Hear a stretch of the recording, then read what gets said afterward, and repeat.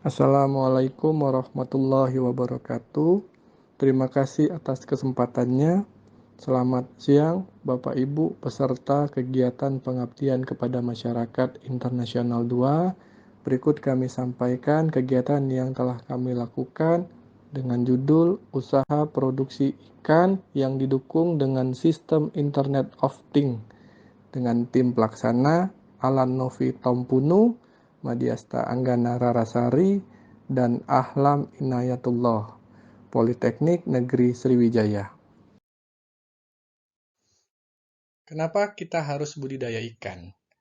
Dari grafik ini, kita bisa melihat dua data perikanan tangkap dan perikanan budidaya.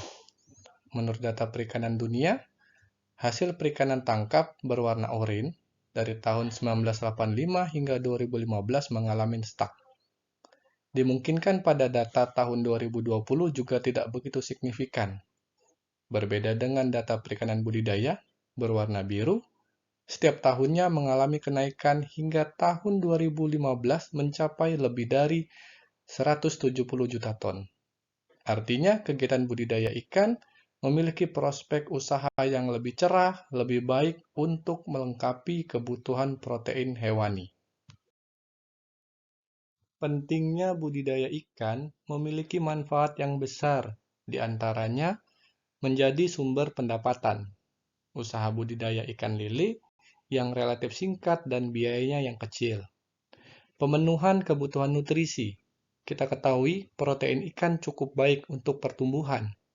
Permintaan masyarakat yang akan kebutuhan ikan lele cukup tinggi. Di kalangan pasar induk Jakabaring dapat mencapai 10 ton per hari. Pemeliharaan yang mudah, ikan lele sangat toleransi terhadap lingkungan yang ekstrim sehingga mudah dibudidayakan. Modal usaha yang minim dan harga jual yang relatif tinggi. Ikan lele merupakan komoditas unggulan Kementerian Kelautan Perikanan Indonesia. Tahun 2022 mencapai 359.479 ton dan masuk dalam produksi tertinggi kedua setelah ikan nila. Memiliki tingkat toleransi yang tinggi, sehingga tahan terhadap lingkungan yang ekstrim dan serangan penyakit.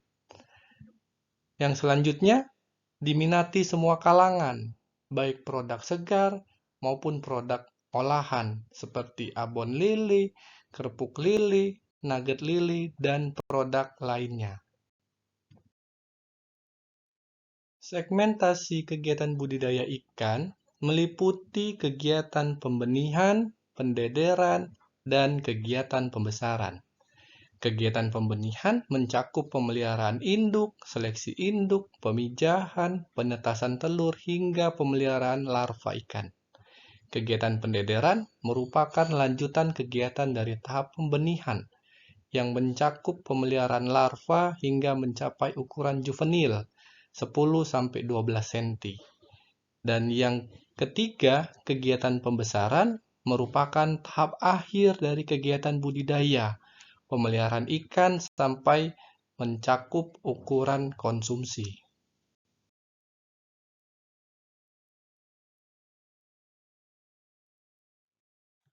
Integritas sistem produksi perikanan yang diawali mulai dari input, proses, dan output untuk menghasilkan produk. Mulai dari input produksi, meliputi sarana, prasarana kegiatan budidaya, proses produksi meliputi mulai dari persiapan wadah, budidaya, hingga pemanenan. Sedangkan untuk kegiatan output produksi berupa produk ikan segar maupun olahan, yang nantinya akan dilakukan pengemasan dan dilanjutkan untuk ke tahap pemasaran. Ikan lele mutiara merupakan hasil persilangan ikan lele dari Mesir, Python, Sangkuriang, dan lele dumbo yang dilakukan secara massal, sehingga menghasilkan strain baru berupa lele mutiara. Keunggulan dari ikan lele mutiara salah satunya toleransi terhadap lingkungan dan ketahanan yang ekstrim. dan nilai FCR yang rendah, sehingga dapat meningkatkan pertumbuhan yang sangat tinggi dengan pakan yang sedikit. Kriteria induk ikan lili mutiara yang matang gonat atau siap kawin dapat dilihat pada tabel berikut. Yang kita ketahui bahwasannya induk ikan lili jantan berumur 8-12 bulan, sedangkan betina 12-15 bulan. Dari segi panjang standar, ikan lili jantan berukuran 40-45 cm dan betina 38-40. Untuk berat, ikan lili jantan mencapai 500-700 gram, sedangkan induk betina mencapai 400-500 gram, dengan berat maksimal mencapai 1 kilo. Untuk fekunditas, kisaran maksimal bisa mencapai 100 butir telur dengan diameter 1,4-1,5 mm. Berikut merupakan gambar alat reproduksi ikan lili jantan dan ikan lili betina. Dapat dilihat pada gambar, alat kelamin lili betina, gambar A, berbentuk bulat dan berwarna merah jika sudah matang gonat atau siap kawin. Sedangkan alat kelamin lili jantan, bergambar B, bentuk testis panjang hingga menyentuh sirip perut. Sedangkan gambar C dan gambar D merupakan gonat ikan lili. Gonat lili betina yang siap kawin akan menampilkan telur yang ukurannya seragam dan berwarna hijau. Fekunditas dapat mencapai 100 butir telur. Sedangkan gonat lili jantan ukurannya jauh lebih kecil dibandingkan gonat betina. Konsentrasi sperma ikan lili jantan dapat mencapai 10 juta sel per mililiter. Pemijahan ikan lili bisa dilakukan secara alami, semi alami, maupun buatan.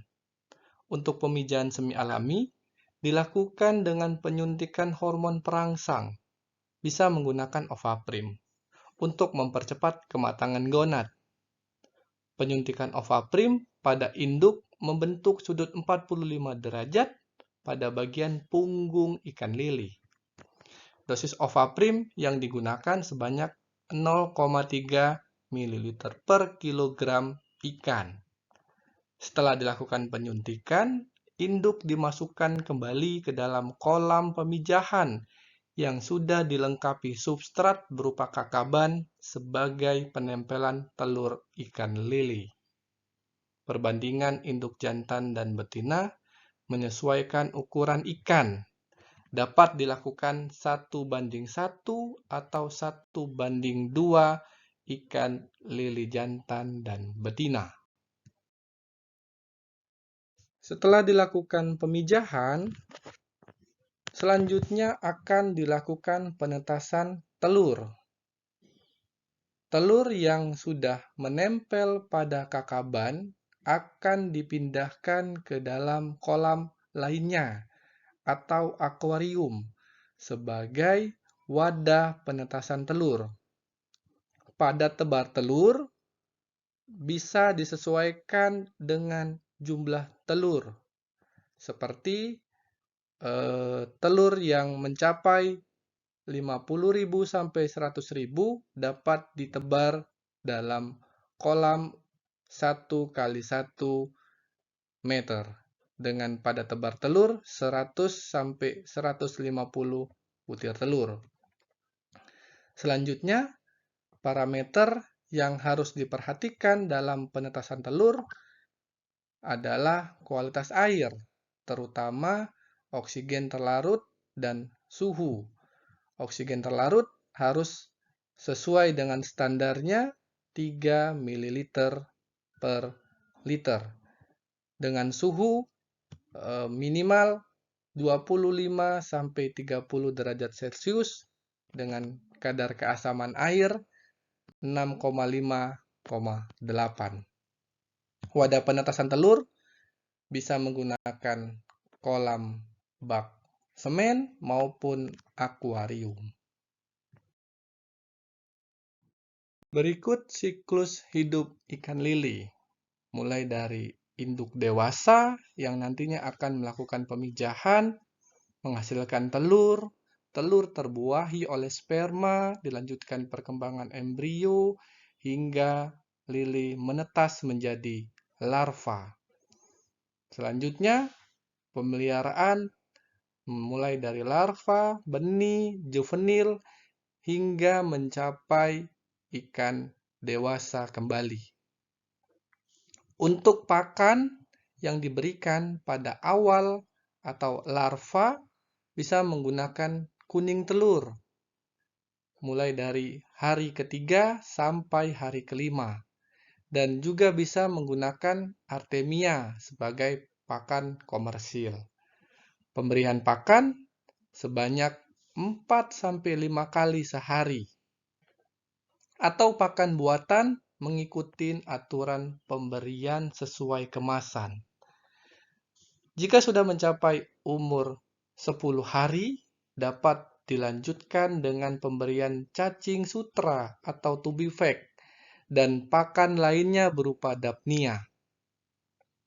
Untuk pemberian pakan di atas 10 hari, dapat menggunakan pelet komersil berbentuk scramble ataupun pelet ukuran kecil sesuai dengan bukaan mulut ikan. Internet of Things merupakan suatu teknologi yang berkembang untuk menyelesaikan masalah yang kompleks pada masyarakat. Manfaat dari budidaya ikan dengan menggunakan sistem IoT dapat membantu pembudidaya untuk melakukan pemantauan terhadap kualitas air secara otomatis. Sistem otomatis yang dikembangkan menjadikan peningkatan keberhasilan dalam budidaya ikan, sehingga memudahkan untuk kontrol dalam pengecekan kualitas air. Demikian yang dapat saya sampaikan. Terima kasih atas kesempatannya. Wassalamualaikum warahmatullahi wabarakatuh.